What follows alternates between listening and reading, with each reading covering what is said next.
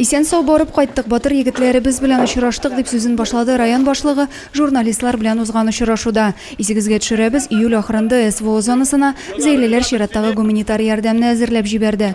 Йөкне башында Разиф Кәримов торган делегация узата барды.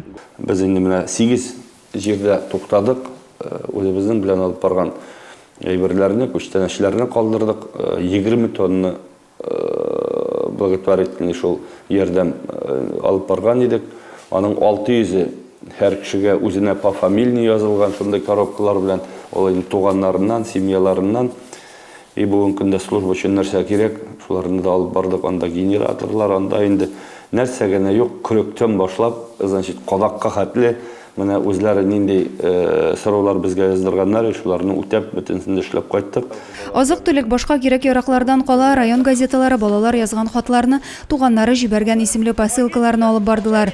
Шуларны алганнан соң берничә сәгатькә булса да өйләренә кайтып килгәндәй булдылар алар, ди район башлыгы.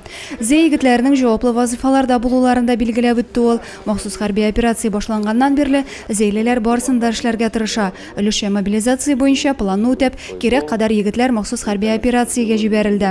Бүген көндә алар менә бөтен фронтның барышы безнең инде шул 1200-1300 километр булса, алар инде менә шул 7-8 точкада, ноктада үзләре шулай беренче көннәрдән бирле хәрби службаларын алып баралар.